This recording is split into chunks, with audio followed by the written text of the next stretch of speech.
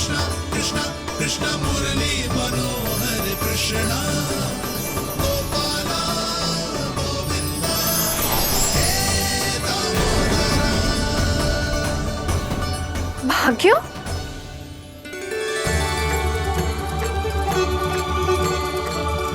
कान्हा,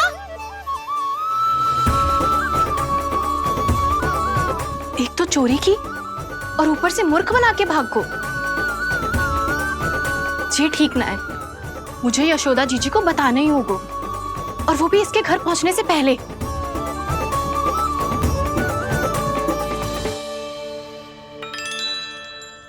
अरे पल्लू मत खींच, तनिक रुक जा, दे रही हूँ, पूजा तो करने दे।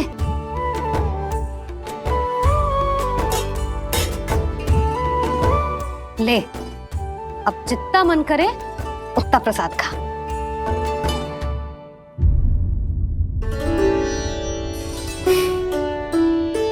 या तो मैं सच्ची बावली हो गई हूँ कि मुझे हर समय कान्हा दिखता रहता है, या फिर मेरा लल्ला कुछ अधिक ही विशेष है कि मेरे साथ ना होके भी सदैव अपनी मैया के साथ ही रहता है।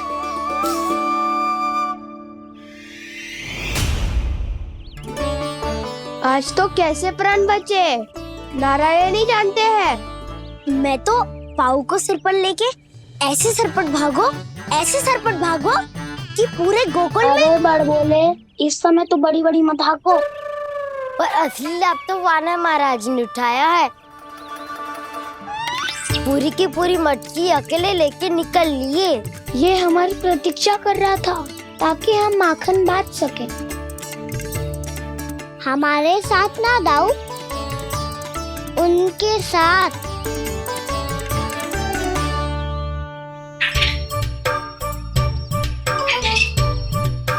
मैं समझ गो कान्हा, एक ना सभी जानवरों की भूख मिट जाए, इसलिए गया था तू सावित्री मौसी के यहाँ माखन चुराने।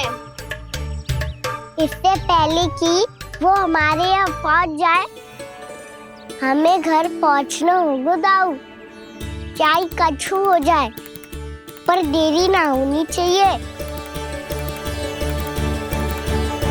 इससे पहले के बहुत समय बीत जाए, हमें ये समझना होगा कि लोभ आदमी की बुद्धि को भ्रष्ट कर देता है, हमारे सोचने समझने की क्षमता को नष्ट कर देता है।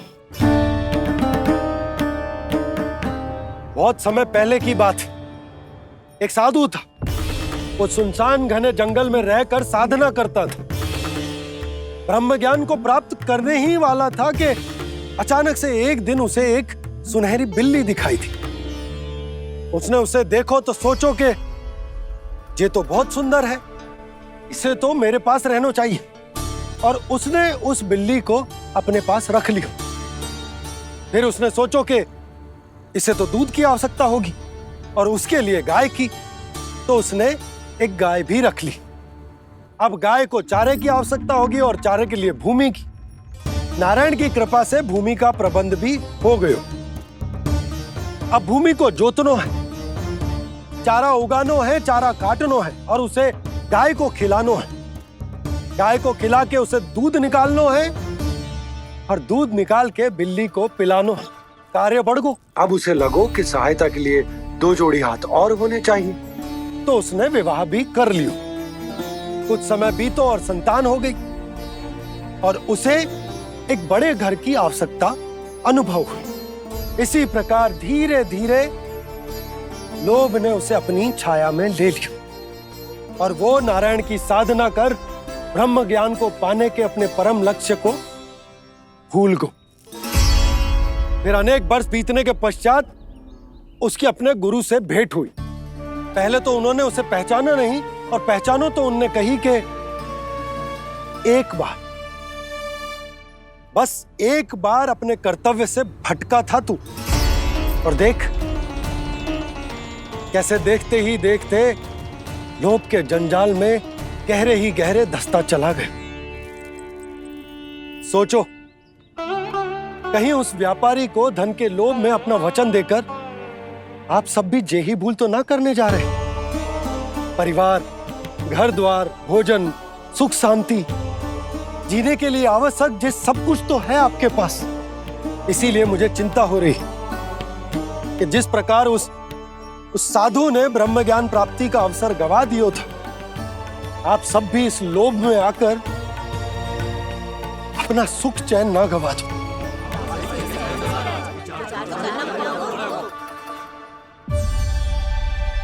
लग तो है बात सबको समझ आ रही है।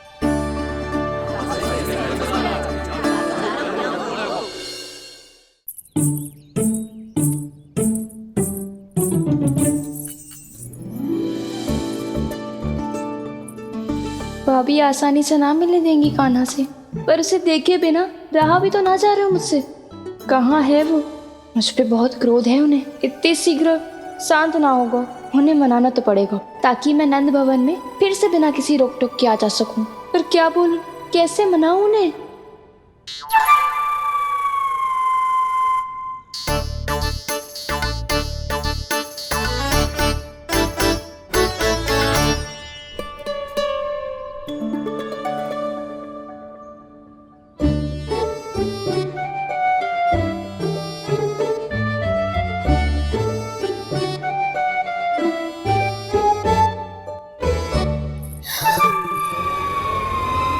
वाह, जिसने मेरे लल्ला पर चोरी का आरोप लगायो, वो ही आज मेरे घर में चोरी चोरी प्रवेश कर रही है। नाना भाभी, ऐसी कोई बात ना है, मैं तो बस ये देखने आई थी कि जसोदा भाभी का क्रोध शांत हुआ कि ना? सुन ले जानकी, मेरा क्रोध उसी दिन शांत होगा जिस दिन तू सारी गोपियों के सामने मेरे कान्हा पर लगाया आरोप वापस लेगी। चोरी करेगा तो आरोप ही लगेगा ना जीजी। फिर से आरोप? सावित्री, तू भी? कल तक मुझे ये थोड़ी पता था जीजी कि आपका कान्हा सच्ची में माखन चोरी में पारंगत है। आशा करता हूं कि आप सभी को नंदराज का विचार और संदेश सही से समझ आगो होगो।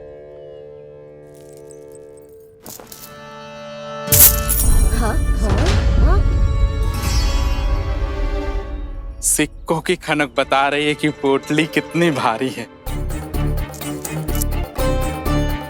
एक ही दिन में कितनों धन पा गई जे। हमें भी इससे अधिक धन अर्जित करना होगा, तभी तो हम अपने उज्जवल का भविष्य उज्जवल कर पाएंगे। पहली बार कछु बुद्धि की बात की है तूने।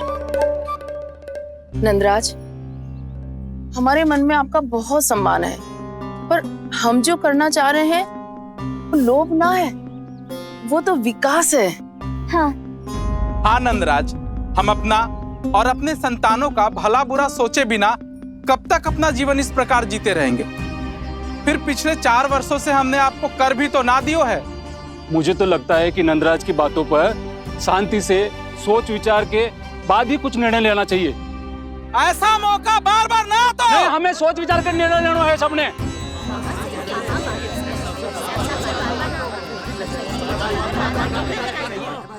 चोरी में पारंगत? हाँ जीजी, उसने टोली बनाई है और उसका नाम भी रखा है चौर्य विद्या प्रसारण टोली, और आपका कान्हा उसका अध्यक्ष है। अच्छा, तो कान्हा पूरी टोली लेकर आया था चोरी करने तेरे घर? और नहीं तो क्या। पर एक बात बताऊं जीजी, मेरे बलदर को देखकर किसी का साहस ना हुआ भीतर जाने का, पर आपका कान्हा इतना साहसी है कि बिना भयभीत हुए इतने भयंकर बैल के निकट चले गए। सच्ची? और तेरे रक्षक बैल ने कुछ ना किया उसे? है ना अचरज की बात। क्रोध के स्थान पर वो तो उसके सामने ऐसे झुको जैसे कि प्रणाम कर रहा है। और जीजी, आपका कान्हा साहसी ही ना, बहुत चतुर भी है। मैंने मटकियां बहुत ऊपर लटकाई थी, पर बताओ कि बिना चौकी के मटकी को नीचे उतारने का उपाय किसने ढूंढा? किसने? आपके चतुर कान्हा ने। उसने अपने सखाओं को पर्वत बनायो और एक पक्के सेनापति की तरह बिना भयभीत हुए उनके ऊपर चढ़ गयो और मटकियां उतारने लगो। और एक ही ना, तीनों की तीनों मटकियां उतार ली। तीनों? हाँ जीजी, और वो इतना दयालु है कि पहले एक मटकी का माखन सब में बांट दियो और फिर बची हुई 2 मटकियों में से एक मटकी अपने सखाओं को दे दी और फिर दूसरी मटकी एक भूखे वानर को दे दी। और फिर जब मैं उसके सामने जाके प्रश्न करने लगी तो उसने मुझे अपने तर्कों के जाल में उलझाया और बड़ी आसानी से सिद्ध कर दिया कि वो तो परोपकार कर रहा था। मैं तो देखती ही रह गई और शब्द तो ऐसे झड़ते हैं मुंह से जैसे कि फूल।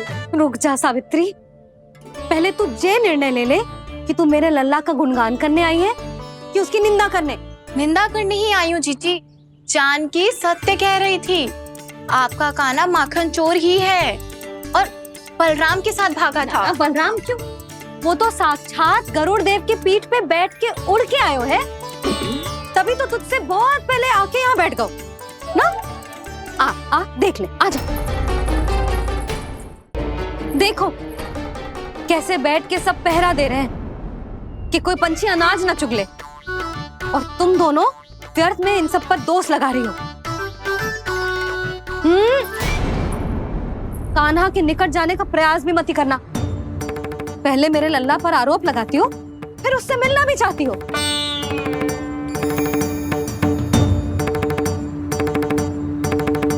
पर जीजी चोरी, अरे उसे तो चोरी का अर्थ भी ना पता होगा। तुम दोनों को नारायण का भय भी ना है क्या? हाँ, मेरे लल्ला पर आरोप लगाने से पहले तुम दोनों को लज्जा ना आए? हे नारायण, अब आप ही बताओ मैं क्या करूं। लग तो है किसी की घोर दृष्टि लगी है कि बार बार मेरे लल्ला पर आरोप लगते हैं। किसी की क्या, तुम दोनों की दृष्टि लगी है। या तो तुम दोनों मनगढ़ंत कथाओं को सत्य बताना छोड़ दो, या फिर कृपा करके मेरे घर आना बंद कर दो।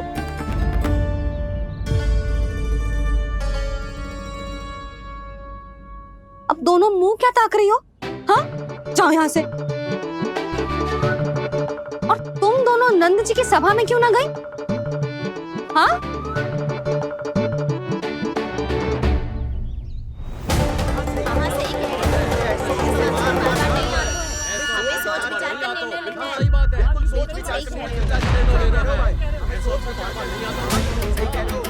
जी कौन? पहले तो कभी ना देखो इसे।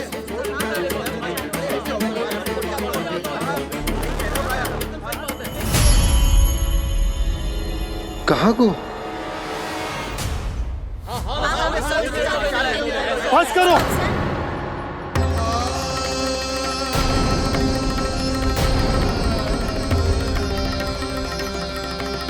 मेरी आंखों के सामने मैं गोकुल में इस तरह फूट पड़ते ना देख सकता। राजा हूं मैं, परंतु आज तक मैंने कोई भी निर्णय आप सब पर ना थोपो और ना ही आज थोपूंगा।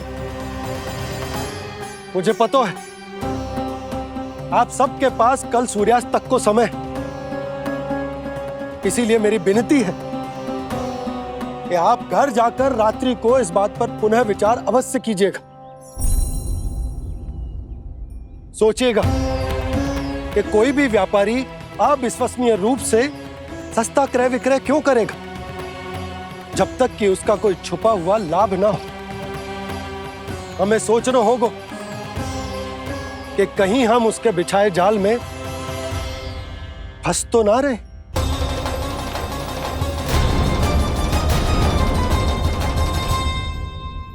बच गए भैया, जैसे तैसे ही सही, पर समय से पहले पहुंच ही गए हो।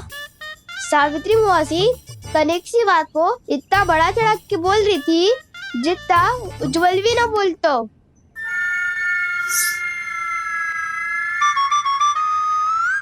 वैसे आनंद तो बहुत आयो, सच्ची। हाँ, बेहतर लगा तो माखन भी तो मिला और परोपकार भी होगा। बता कान्हा, और किसके घर जाना है अब? आज ही तो हमें शिक्षा मिली है, इतनी शीघ्र भूल गए तुम सब। लोग के चक्कर में पड़ोगे तो फंसोगे। लोग के चक्कर में पड़ोगे तो फंसोगे।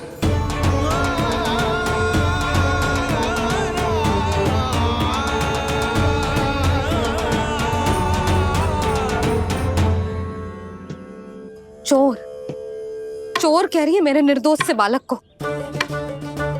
अब तो इन दोनों ने अति ही कर दी है।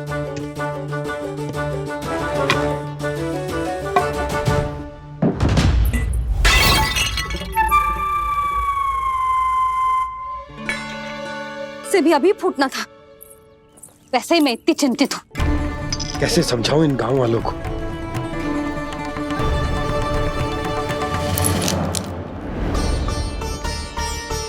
कोई समझने को तैयार ही ना है। लगता है सबकी बुद्धि भ्रष्ट हो गई है। सही कह रही हो यशोदा तुम।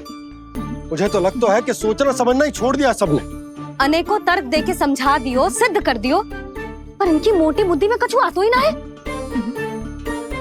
यशोदा तुम तो तर्क की कह रही हो, मैंने तो उदाहरण देकर समझाने को प्रयास किया, पर अपनी बुद्धि के आगे कछु ना समझ में आ रहा इन गांव वालों को। क्या सारे के सारे गांव वाले मेरे लल्ला पर आरोप लगा रहे हैं? जी क्या कह रही हो तुम? मैं तो गांव वालों की बात कर रहा हूं जो नारायण के नाम पर वचन देकर उस अपरिचित व्यापारी को अपने दूध, दही, घी, माखन सब देने को तैयार है। लो कर लो बात। मैं गोपियों की बात कर रही हूँ जो लल्ला पर माखन चोरी का आरोप लगा रही हूँ। और आज तो सावित्री ने भी लल्ला को माखन चोर कह के पुकारो है।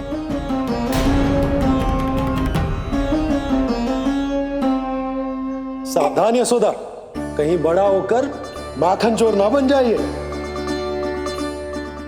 अच्छा, ये सब आप छोड़ो।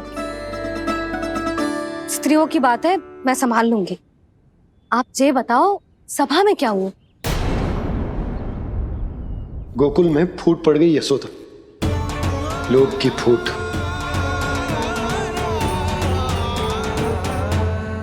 अरे रुको रुको रुको, व्यापारी जी रुकिए रुकिए। नंदराज ने प्रयास तो बहुत किया था व्यापारी जी, पर कुछ व्यक्तियों को छोड़ करके किसी के कान पे जूं तक नहीं रेंगी। इसका अर्थ फूट पड़ चुकी है लोभ की वजह से। बहुत ही शुभ समाचार लाए हो गुप्तचर। अब शीघ्र ही दिखेगा लोभ का चमत्कार।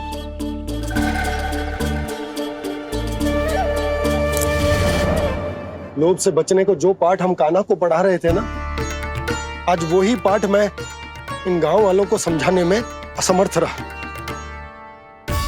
आप चिंता मत करो जी, धीरे धीरे सब ठीक हो जाएगा। तब तक बहुत देर हो जाएगी यशोदा। ये गोकुलवासी मेरे अपने, उन्हें अपनी आंखों के सामने मैं भूल करते ना देख सकता। वो सुलक्षणा, वो उस व्यापारी के प्रभाव में आ गए, और शंकरी मौसी और सुमति भी सुलक्षणा के मार्ग पर ही चल रही। कान खोल के सुन ले बहू, आज से घर में दूध पीनो बंद, दही खानो बंद, और माखन तो बिल्कुल न खानो। पर मैया, पर किंतु परंतु कुछ ना सुननो मुझे। सुलक्षणा की जैसे धनवान बननो है कि ना?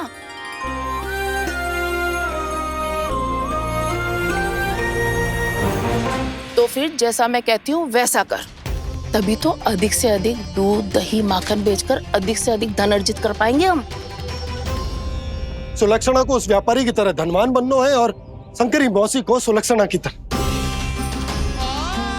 ऐसे तो पूरा गांव ही लोभ में पड़कर कल उस व्यापारी के पास पहुंच जाएगा। अब तो फिर स्त्रियों को मुझे अपने ढंग से समझाना पड़ेगा।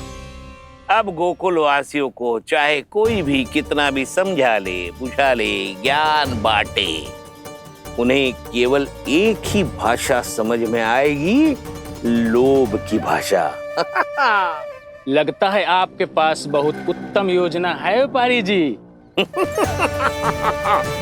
सब झटक लूंगा।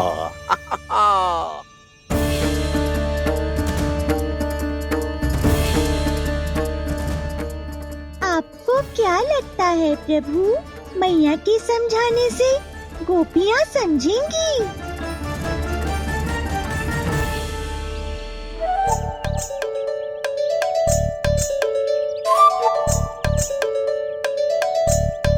कान्हा, और कितनी प्रतीक्षा करवाएगो? अब बता भी दे, माखन चुराने किसके घर जाना है? इतना आसान ना है निर्णय करना, समय लगता है, सोच विचार करना पड़ता है। पर ये निर्णय किया कैसे जाए पता है मुझे। लगता है ये निर्णय करना पड़े हो कि बचना कैसे है।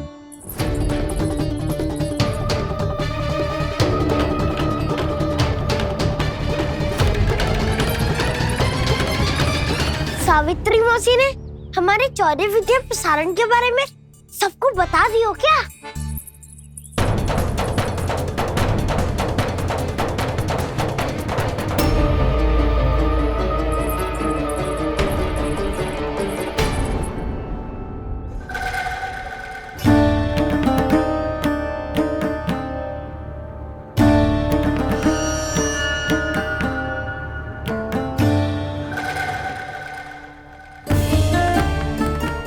शीघ्र आओ, छोटी माँ बुला रही है।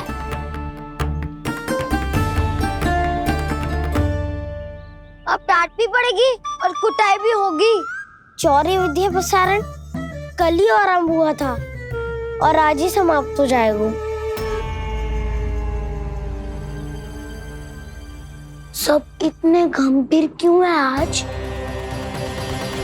गंभीर तो होंगे ही ना दाऊ, क्योंकि मैया आज अच्छा वाला पाठ पढ़ाने वाली है।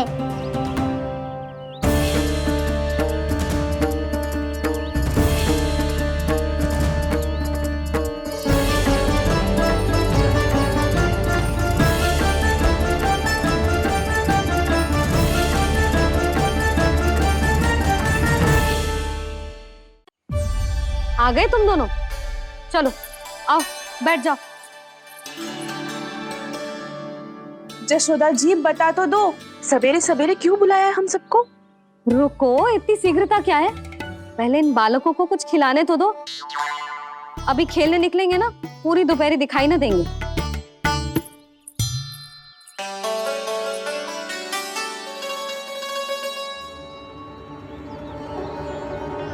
मैया देखो ना कैसे अपने आभूषणों का दिखावा कर रही है सुलोचना।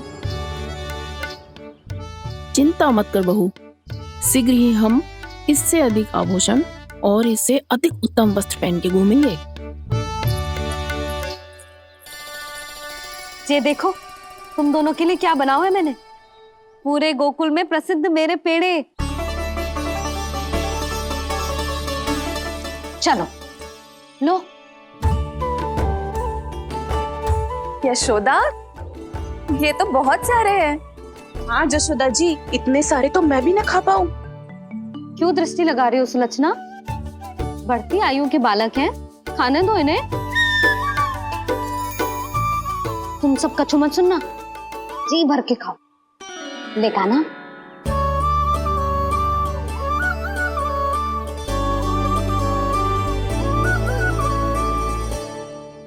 हे नारायण, मैंने अपने कान्हा को जो सिखाओ है, बस वे उसे स्मरण रखें और उसका पालन करें। ले और ले ले ले।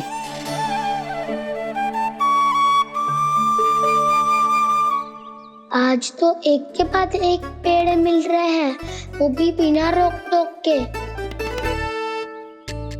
मैया दो के बाद तीसरी मिठाई बड़ी कठिनाई से खाने देती है, पर आज सादा लाड पेड़ों के माध्यम से जिता रही है। कछु तो रहस्य है। प्रभु, क्या आप भी वही सोच रहे हैं जो मैं सोच रही हूँ? कोई परीक्षा तो नहीं ले रही है ये?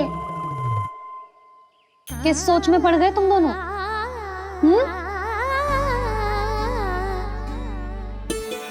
खाओ ना। जब तक पेट और मन दोनों ना भर जाए तब तक खाओ। बस यशोदा, इतना पर्याप्त है। अरे ना जिज्जी, घर के शुद्ध मावा और गुड़ के बने, कितना भी खा ले कोई हानि ना होगी। लो और लो।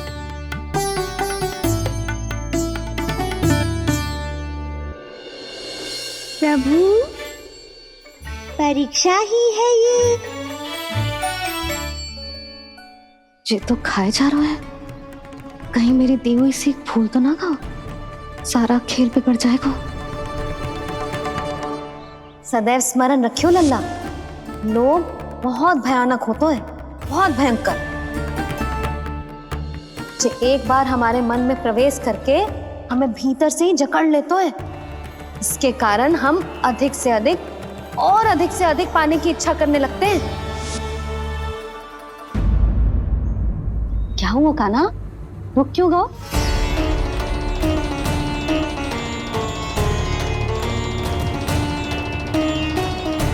आपने तो सिखाया था मैया, जितनी आवश्यकता हो उतना ही लेना चाहिए, लोभ कभी ना करना चाहिए। बहुत बुरा राक्षस है लोभ।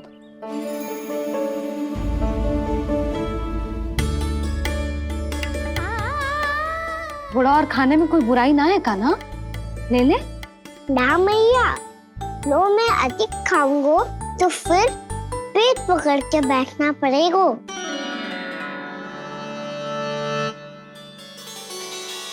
हाँ, मेरा भी पेट भर गया। कान्हा सही कह रहा है छोटी माँ, लोग बहुत भयानक राक्षस है। जो भी लोग के चक्कर में पड़ेगो वो बहुत बुरा फंसेगो। अच्छा जाओ, जाके खेलो तुम दोनों। मैया, ये पेड़ अपने सखाओं के लिए भी ले जाऊं मैं? हाँ लल्ला, ले जाओ अवश्य।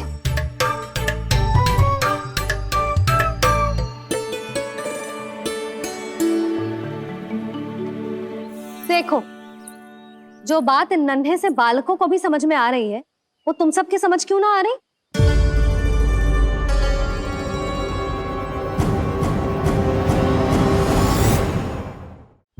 क्या समझाना चाहती हो जशोदा जी, तनिक खुल के बोलो।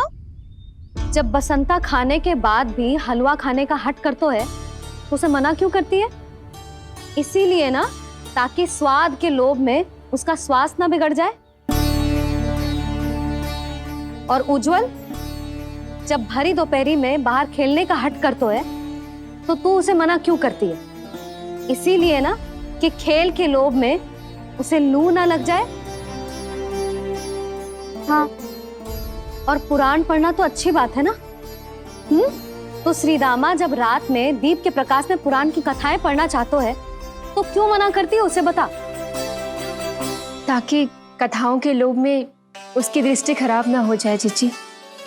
तो इसका अर्थ तो यही है ना कि लोभ चाहे पेड़ों का हो, चाहे पुराण की कथाओं का हो, या फिर अधिक धन अर्जित करने का हो, लोभ सदैव हानिकारक ही होता है।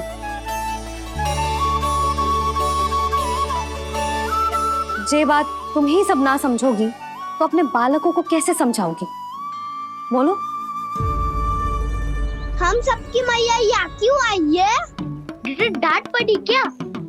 चौरी विद्या प्रसारण टोली के बारे में सबको पता चल गो क्या? चिंता के चने चबाना छोड़ो और ये पेड़े खाओ। भीतर और भी गंभीर समस्या पे चर्चा चल रही है। कैसी समस्या? लोग की भयानक राक्षस की समस्या। व्यापारी जी, नंद जी ने कल सभा बुलाई थी और आज रानी यशोदा जी ने सारी स्त्रियों को अपने घर पे बुलाया है। तो आपको नहीं लगता कि हमें कुछ करना चाहिए? करना तो चाहिए गुप्तचर। सबसे पहले हमें हाट जाकर गोकुल वासियों की प्रतीक्षा करनी चाहिए। सूर्यास्त से पहले वो सारे मूर्ख वहां आने वाले हैं, मेरे सामने नारायण के नाम का प्रण लेने। उन्हें चाहे कोई भी कितना भी समझा ले बुझा ले, उससे कोई अंतर नहीं पड़ेगा गुप्तचर। हमारा वास्तविक धन क्या है? दूध, घी, दही, माखन, यही ना? हाँ, तो श्री नारायण की कृपा से तो हमारे पास इसकी कोई कमी ही ना है। तो हम सब तो पहले से ही धनवान हुए ना। तो फिर जे गोधन अपने परिवार और संतान में बांटने के बाद जो भी बचतो है वो तो हाट पे बिखी जातो है ना। तो फिर मथुरा के किसी अपरिचित व्यापारी के साथ माथा फोड़ने की क्या आवश्यकता है? जशोदा जी, हम आपकी और नंदराज की चिंता समझते, पर इसकी कोई आवश्यकता ना है। कुछ उल्टा सीधा नहीं करेंगे हम। विश्वास रखो जशोदा, हम जो कुछ करेंगे समझदारी से करेंगे। लोभ में आके कोई निर्णय नहीं लेंगे हम लोग, है ना? हाँ। अच्छा अब चलती हूँ। बुलावे की सूचना पाके सब कार्य ऐसे ही छोड़कर आ गई थी।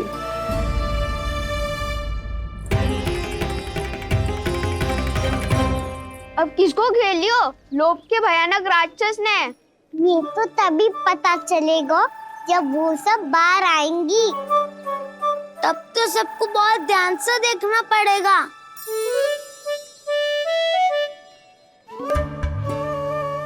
देखना तो पड़ेगा दाऊ, तभी तो पता चलेगा माखन चुराने किसके यहाँ जाना है। नाना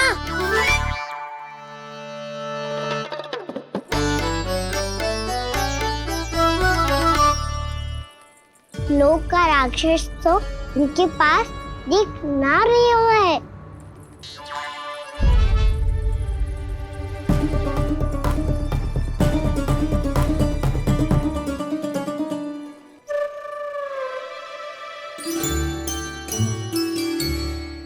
नारायण का बहुत बहुत धन्यवाद। कान्हा मेरी मैया को घेर रहे है क्या उस राक्षस ने? यशोदा भाभी और नंद भैया कितने चिंतित थे ना। पक्का कछु न कछु कारण तो अवश्य होगा। हाँ, मुझे भी सच लग रहा है कि धनवान बनने के चक्कर में मैं तनिक ज्यादा ही लोभ में पड़ गई थी। नहीं, बस गए। और मेरी मैया दादी, उनका क्या गाना? बहू, सुलक्षणा की जैसे ढेर सारा धन कमाने के चक्कर में लोभ में तो ना आ रहे ना हम। हे नारायण, बहुत कृपा है आपकी। लगता है लोभ का राक्षस किसी को अपनी चपेट में नहीं ले पाया। लेता भी कैसे दाऊ? मेरी मैया ने जो समझायो है। क्या लगता है यशोदा, इन्हें समझ आया होगा? आशा तो यही है, और अब भी ना समझी तो फिर तो नारायण भी ना समझा सकते। सुनो, दोपहरी में हम सब मिलेंगे। दोपहरी में? तो क्या तू तब निश्चित करेगो कि आज किसके यहाँ जाना है माखन? आज कोई माखन चोरी नहीं होगी।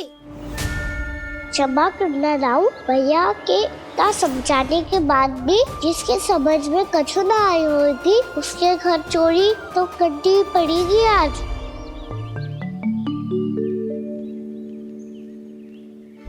व्यापारी जी, सारी स्त्रियां एक साथ यहीं आ रही हैं। मेरे चक्रव्यूह में फंसने की इतनी शीघ्रता कि संध्या तक भी नहीं रुक पाई।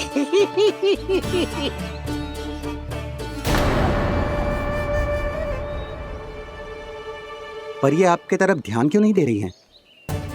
लगता है गोकुल की रानी ने इनको पाठ पढ़ा ही दिया। अब आपको ही कुछ करना होगा व्यापारी जी।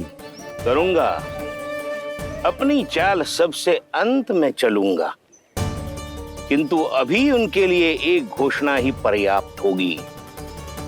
तुमने सबको सूचित तो कर दिया है ना कि सबको अग्रिम धनराशि मिलेगी, वो भी दूध, दही, माखन, घी बेचने के बाद नहीं, वो पहले ही मिला करेगी। वो भी केवल एक दिन की नहीं, पूरे सप्ताह की। मैं बिल्कुल सही कह रही थी। यशोदा जी और नंदराज व्यर्थ ही चिंता कर रहे थे। यदि इन व्यापारी जी के मन में कोई मैल होता तो जी अग्रिम धनराशि थोड़ी ना देते। बात तो तुम सही कह रही हो सुलक्षणा।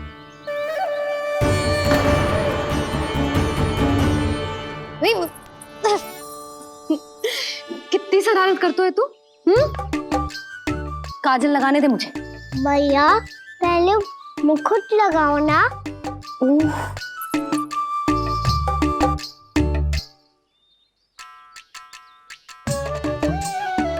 और मेरी मुन्नी? हाँ हाँ रुक जा। ले बस होगा प्रसन्न। भैया मैं ना चाहता मैं ऐसे फिर से भूल जाऊं, नहीं तो कड़ी धूप में इसे लेने वापस लौटना पड़ता है। चल अब बैठ जा। अब मुझे काजल लगाने दे लेना। भैया इतना सारा काजल मत लगाओ। छोटा सा बालक लगता हूँ मैं। आहा, नखरे तो देखो, इतना सज धज के तो तेरे बाबा भी ना जाते बाहर, दृष्टि लग जाएगी लल्ला।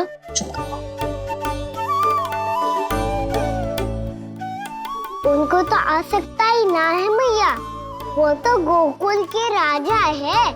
वैसे भी मुझे भी कम मत समझो, मैं भी राजा हूँ अपनी टोली का।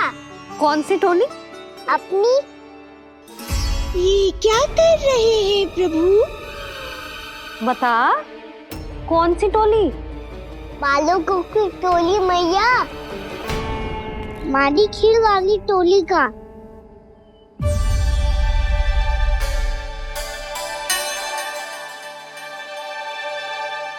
क्या हुआ जी? देखो जी, आप इतनी चिंता मत ही करो। आप गोकुल के राजा हो और जे बालकों की टोली का राजा है, तो मैं भी जसोदा हूँ, मैं कोई कम थोड़ी ना हूँ।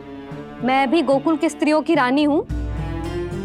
मैंने सबको समझाओ है, सब समझ गई हैं। उपनंद भैया से बात करके आ रहा हूँ अभी।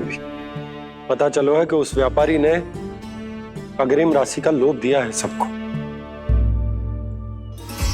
मुझे ना लगता तुम्हारे समझाने का कोई लाभ हो। अभी तो ये सब समझ के गई, बोल के भी गई कि अब उस व्यापारी के फेर में ना फंसेंगी। इतनी शीघ्र पलट गई। इन सब में अपनी बुद्धि ना है क्या? जब कोई विकार मन में बस जाता है ना यशोदा, तो सूझबूझ सब समाप्त हो जाती। तो मुझे ही कच्चू करना पड़ेगा।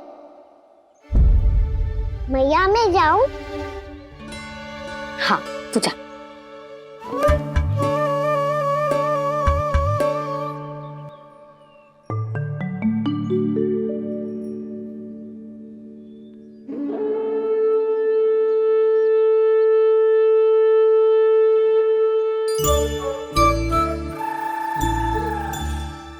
बहुत बड़ी समस्या हो गई है सखाओ। कैसी समस्या? लोभ का भयानक राक्षस कहीं ना गयो, वो अभी भी यही है। मुझे पता था, और इसका सबसे अधिक प्रभाव तो मेरी मैया और दादी पर ही हुआ है। तुम सच कह रहे हो उज्जवल? हाँ। अरे कछु ना बलदाऊ, जे बड़ बोला तो ऐसे ही बात करते रहेगा, बड़ा चढ़ा के। बड़ा चढ़ा के नहीं बोल रहा हूँ मैं। आज से घर पे दूध दही माखन घी सिर्फ एक बार ही मिलेगा। पर क्यों? ताकि अधिक से अधिक दूध दही माखन घी बचाकर उस व्यापारी को 2 गुना मूल्य पे बेचा जाए। इतने से तो काम ना चलेगा। उस सुलक्षणा से, और मैं तो कहूँ सुलक्षणा से ही क्यों, पूरे गोकुल में सबसे अधिक धनवान बनना है तो और माखन जमा करना पड़ेगा। हाँ हाँ मैया, लाओ मैं इसे ऊपर रख देती हूँ। चोरी चुपके से खा तो ना जाएगी ना? तेरी घबराहट बता रही है कि घर से निकलने से पहले तूने थोड़ो माखन तो खाया है। सच्ची बोल। ना ना मैया, मैं क्यों माखन खाऊंगी? मैं भी तेरी मैया हूँ लाली, माप के रखो तो मैंने।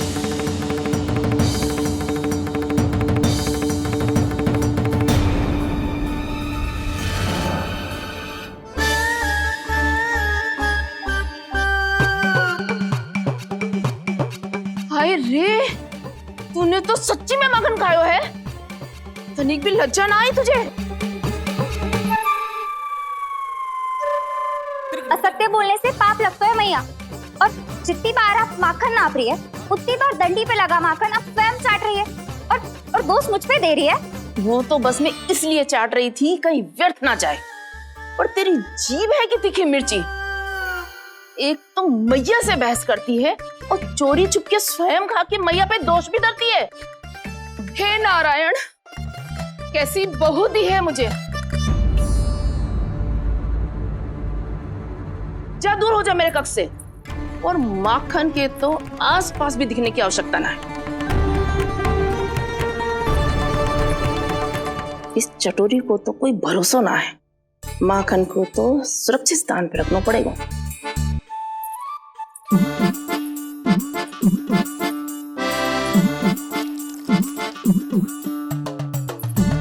यदि बहू ने अब मटकी उतारने को प्रयास किया तो अचानक पानी गिर जाएगा और घबरा के वो चिल्लाएगी और मुझे पता पड़ जाएगा।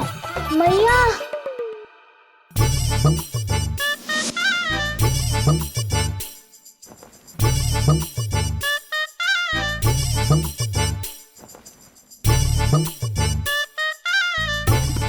ये माखन तो मैं किसी को छूने भी ना दूंगी, तभी तो बनूंगी धनवान, बहुत धनवान। मैया माखन बेचने कहीं अकेली ना निकल जाए। ये तो पता भी ना चलने देगी कि कितना धन मिलो है। इन्हें अकेली धनवान ना बनने दूंगी मैं भी बनूंगी धनवान, बहुत धनवान। पहले तो जब चाहे तब भरपूर माखन खा सकता था, पर अब दोनों तो ऐसे संभाल के रखती हैं कि जैसे माखन की मटकी ना स्वप्न का कलश हो। मेरे यहाँ भी ऐसा ही हो रहा है। नारायण का बहुत बहुत धन्यवाद। नंद जी और जशोदा जी की बातों में आने से पहले ही सत्य का पता चल गया।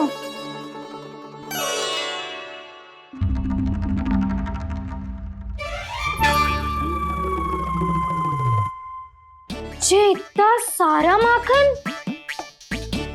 दृष्टि मत लगा, पेट पे पट्टी बांध के रात रात भर भूखा रह के बड़ी कठिनाई से माखन इकट्ठा किया है जे। तो क्या आपने निर्णय ले लियो है कि आप उस व्यापारी को वचन दे दोगी? अरे जब द्वार पे साक्षात लक्ष्मी जी हो तो द्वार बंद ना करते बावली। तू अभी छोटी है, मैं तो कहती हूँ तू भी अपने भविष्य के बारे में अभी से सोचना आरंभ कर दे। कटौती तो मेरे घर पे भी आरंभ हो गई है काना। वो मैया ने कहा है या दूध चाहिए या दही चाहिए या माखन चाहिए, जो भी चाहिए एक ही बार मिलेगा।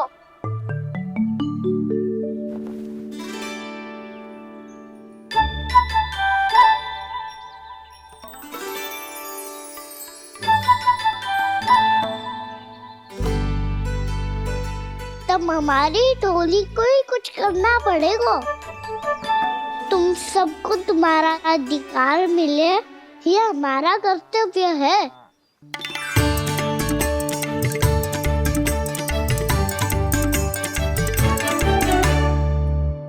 अब हम कछु ना कर सकते यशोदा। यदि अब मैंने उन्हें रोको तो उन्हें लगेगा कि मैं उनसे उनकी उन्नति का अधिकार छीन लूं। दूध दही माखन पे सबसे पहला अधिकार बछड़ों का होता है, फिर घर के बालकों का, और ये अधिकार हमें दिलाना चाहिए, है ना दाऊ? मैं सब समझता हूँ कान्हा, तुम मुझसे इसलिए पूछ रहे हो ताकि तुम माखन चोरी की योजना बना सको, पर मैं तुम्हारा समर्थन नहीं करूँगा। पर दाऊ ना, पिछली बार तुमने ही कहा था ना कि हम ये चोरी केवल वानर महाराज की सहायता के लिए कर रहे हैं। लो, वानर महाराज भी आ गए हमारा साथ देने।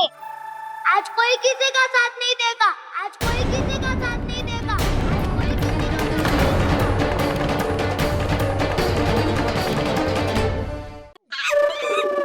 लो, वानर महाराज भी आ गए हमारा साथ देने।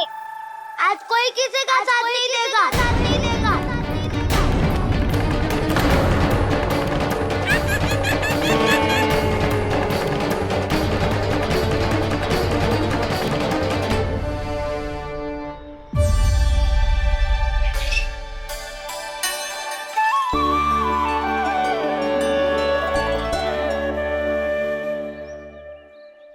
उस दिन इनकी भूख मिटाने में आपने साथ दिया था ना, तो है ये उसी लिए धन्यवाद देने आए हैं। इस कंटक को अपना उपहार समझ लेना जाओ। तब तो वानर महाराज को धन्यवाद और ये उपहार तुम्हें देना चाहिए का ना। और हाँ, इससे मेरा निर्णय नहीं बदलेगा। आप नए मित्रों की सहायता कर सकते हो, अपनी पुरानी मित्रों की सहायता ना करोगे दाऊ। तुम सत्यवादी हो, सत्य कहो मधुमंगल, क्या करना चाहिए?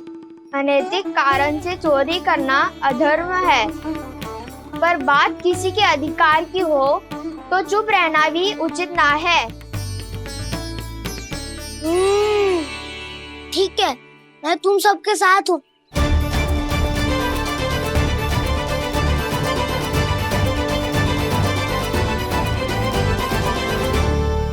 देखो जी, इन भोले भाले बालकों को ये भी ना पता कि इनके मैया बाबा कितनी बड़ी भूल करने वाले हैं। तो बता ना, किसी घर से आराम करना चाहिए हमें? वसंता, नाना मेरे घर से ना। उज्जवल, मेरे घर तो असंभव है काना। मेरी मैया और दादी किसी योद्धा से कम ना है। आग गड़ा के दिन रात सुरक्षा करती है मटकी की। लल्ला मुरली इधर ही छोड़ गए, मैं देख के आती हूँ जी। इतनी गंभीर चर्चा चल रही है और यशोदा को खाना की मुरली की पड़ी। पर किसी ना किसी के घर से तो आरंभ करना पड़ेगा। किसके घर और क्या आरंभ करना पड़ेगा? हाँ,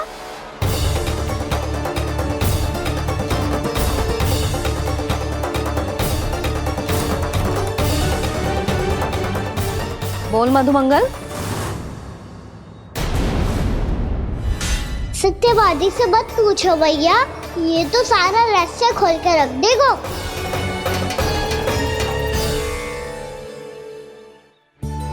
भैया ये देखो कंठ, नंदन बोला जाने कहाँ से ले आए इसे। अच्छा, तो तुम सब घर घर जाके जे पता लगाना चाह रहे थे कि जे किसका है ना?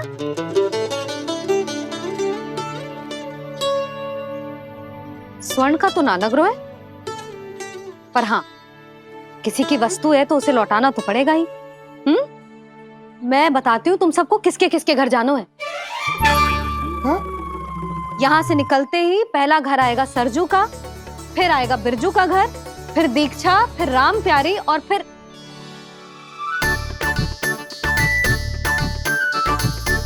अब इतने सारे नाम तुम लोग कैसे स्मरण रखोगे?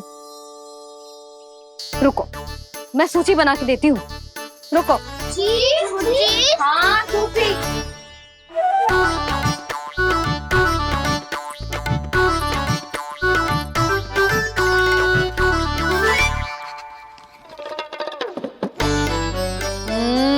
व्यवधान मत ही डालो, किसी का नाम भूल गई तो? जाने अनजाने ताई जी भी शौर्य विद्या प्रसारण टोली की सदस्य बन गई है आज।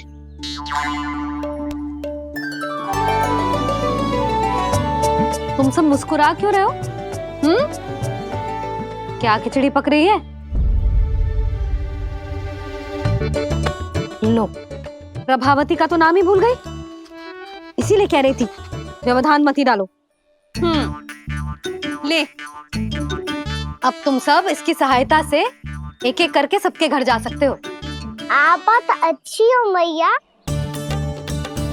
चलो चले।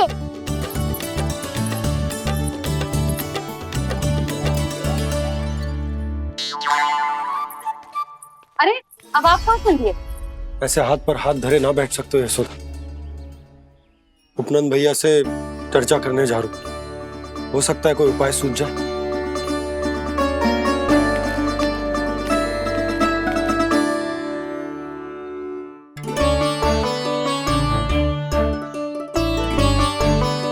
खाना बताना, सबसे पहले किसका घर लिखो है?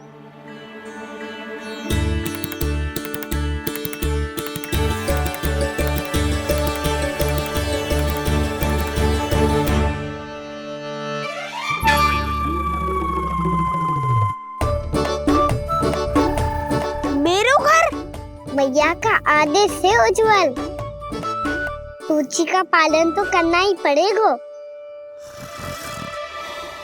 शीघ्र ही सुलक्षणा की तरह बहुत सारे आभूषण पहनकर घूमूंगी मैं भी।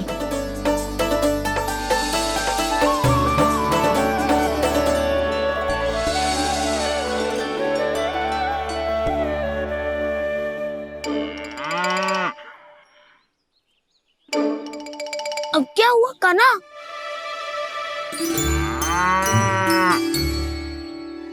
जिनकी आवश्यकता हमसे अधिक है, उन्हें अपना अधिकार भी हमसे पहले मिलना चाहिए।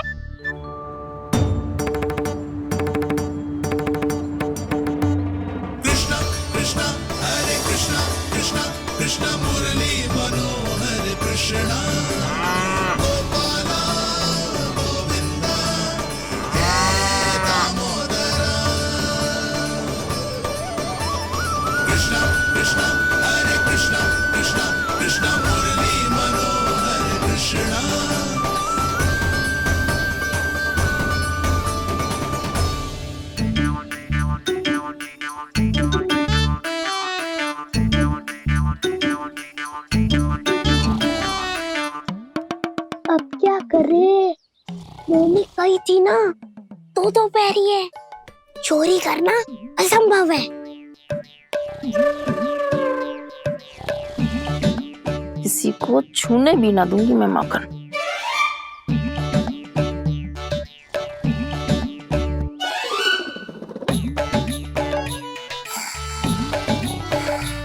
अरे दादी नींद में बड़बड़ा रही हैं, पर समस्या ये है कि सारा का सारा दूध दही माखन उनके कक्ष में है। तो फिर सबसे पहले हमें कक्ष में प्रवेश का मार्ग खोजना चाहिए। मैं वही उपाय अपनाऊंगा जो मैं मैया के साथ अपना तो हूँ। इससे पहले कि कोई पूछ जाए, जो भी तुम्हारा उपाय है वो करो।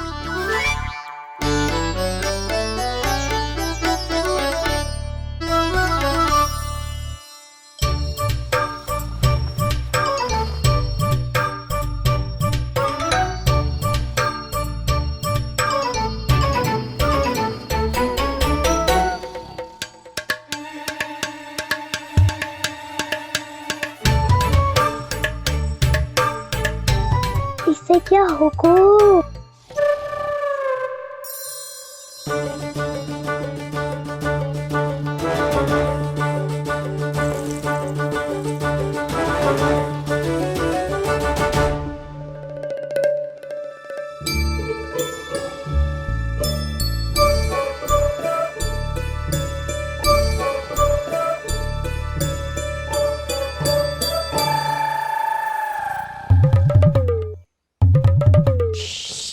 आओ।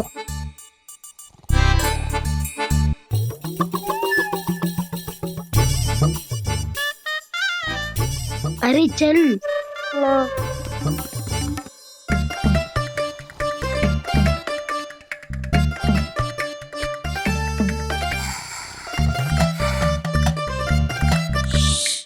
चलो।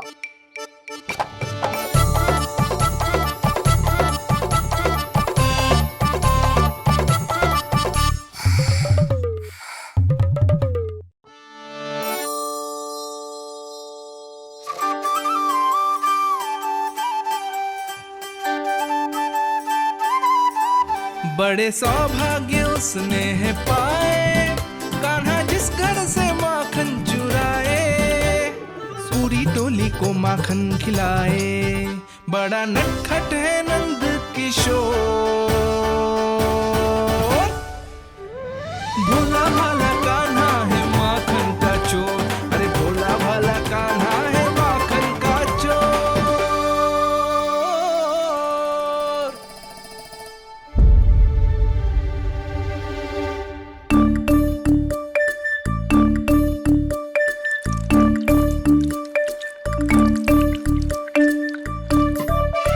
कान्हा तुझे पीना भी ना तो देख ऐसे पीते हैं।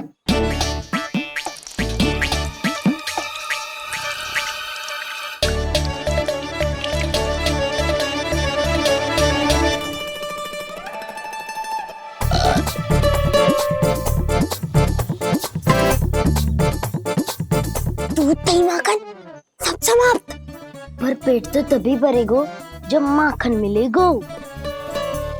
पर माखन है कहाँ?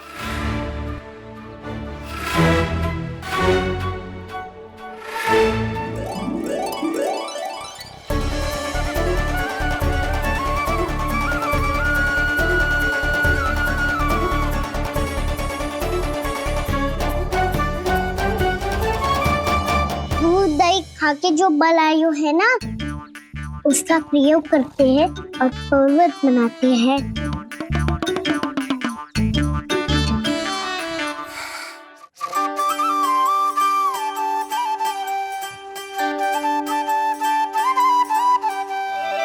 न ध्वनि कोई हो न पता कुछ लगे, आए चुपके से ग्वालों की टोली।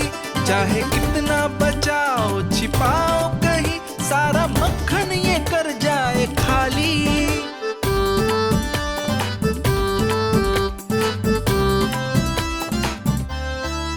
मुख से तो लगता है सरल ये बड़ा भीतर से चंचल ये छल से भरा है ये नटखट बड़ा चिकचोर।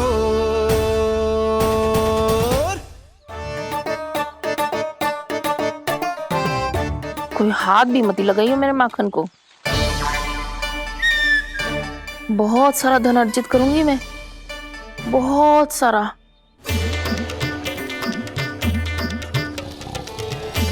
हो गयो कल्याण, मटकी के ढक्कन में जल भरवा है। टर्निंग पे मटकी लाए तो सारा जल तेरे दादी के ऊपर गिर जाएगा बचवन। हमारे कोलाहल से उठे ना उठे, पर जल की बूंदे पड़ते ही दादी झट से खड़ी उठ जाएंगी। दूध दही से इतना भी बनना मिला था कि अधिक देर तक पर्वत में नहीं रह पाए। जो करना है शीघ्र करो।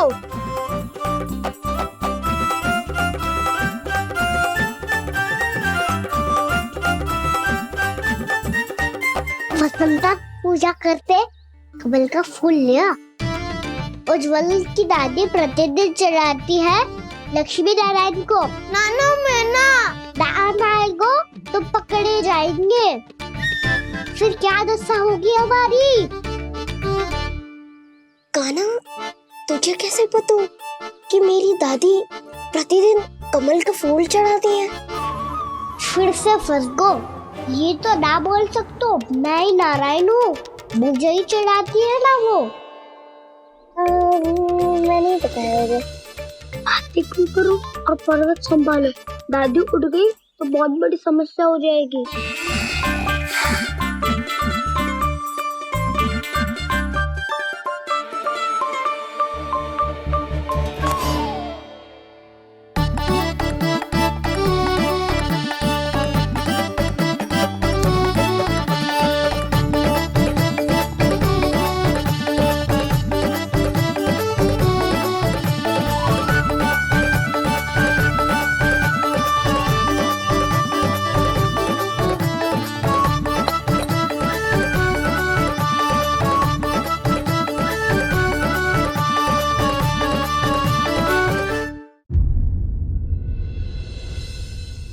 हे नारायण, मुझसे ना अपने पति की चिंता देखी ना जा रही, कुछ खा के भी ना गए। अब आप ही संभालो अपने गोकुल वासियों को। हाँ नहीं तो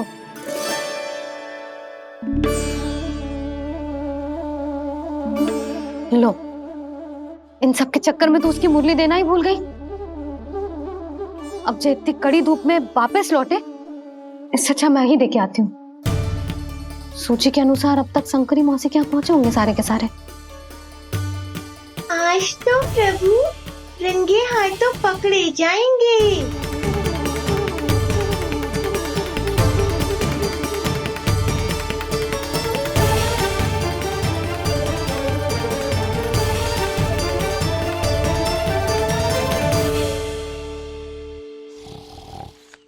मटकी तो उठ ही ना रही है।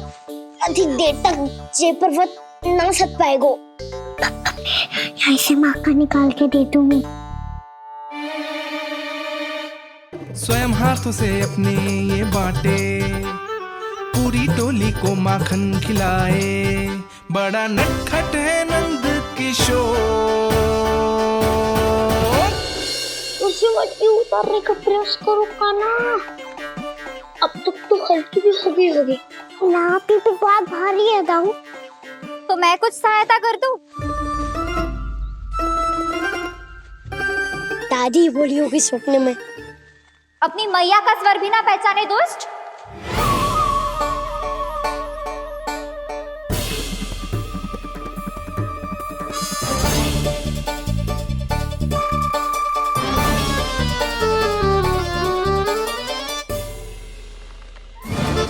बुरे फंसे।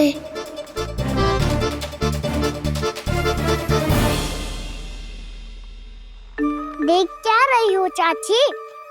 अपने खाना को ऐसे ही लटके रहने दोगी?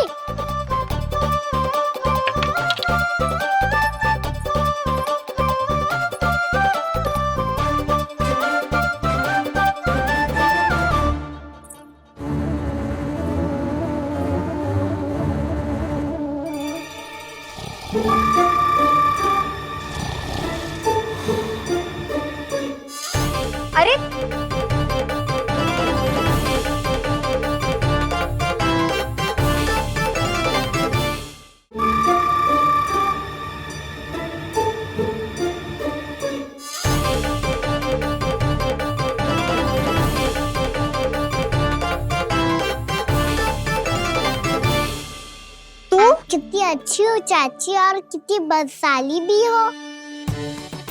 आपने अपने कान्हा को गिरने से बचा ली हो आज।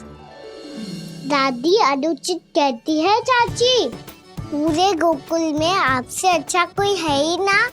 अच्छा, और गोकुल ही क्यों, मैं तो कहता हूँ पूरे ब्रज में आपसे। बस बस, पहले माखन चुरायो, अब मुझे माखन लगा रहे हो। पर तू बच ना पाएगो कान्हा, तुझे अभी सीधा जीजी के पास लेके जाऊंगी मैं। नहीं।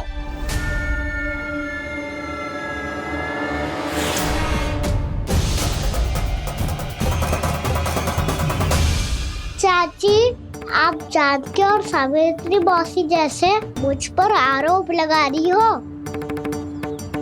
रोज छोड़ के एक बार मेरी ओर देखो तो सही। बताओ, मैं इतना भोला भला चोरी कर सकता हूँ क्या?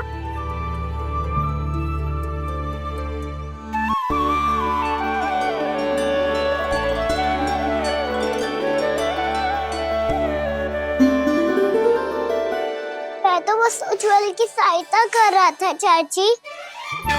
उसने कही थी कि उसको आजकल माखन ना मिल तो बस इसलिए। मुझे क्यों फंसा रहे हो कान्हा?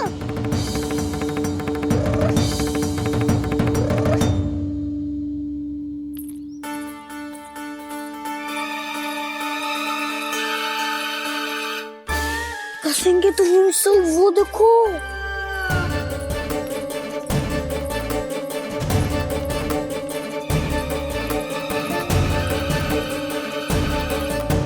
आप दोनों सो रहे थे ना चाची, इसीलिए विवश सोकर हमें अपने आप माखन निकालना पड़ो।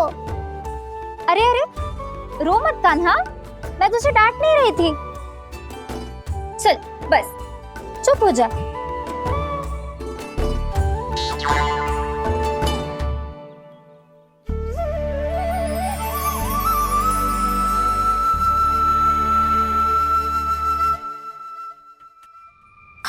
कान्हा शीघ्रता कर, छोटी में आ रही है। वो माखन का पात्र जो सदैव आप मेरे लिए छुपा के रखती हो, वो मुझे नहीं दोगे चाची? माखन के उस पात्र के बारे में इसे कैसे पता चला? ना दोगे तो मैं जा रहा हूँ मैं। अच्छा रुको, मैं अभी लाती हूँ।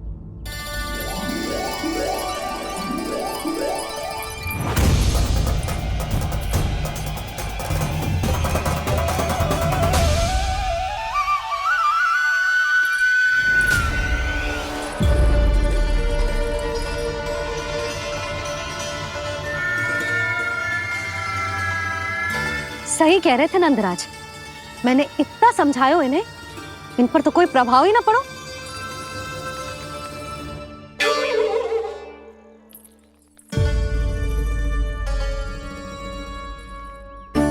प्रभावती भी लगता है इन सब ने ना निर्णय ले लियो है।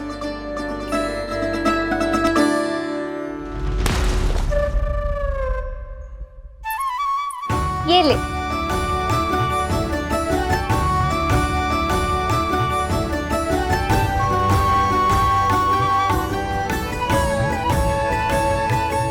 अब मैं जाऊं?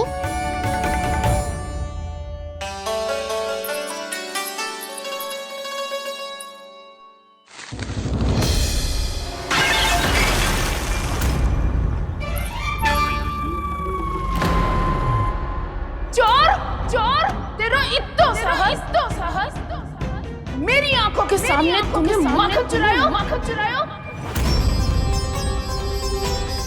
कान्हा, कान्हा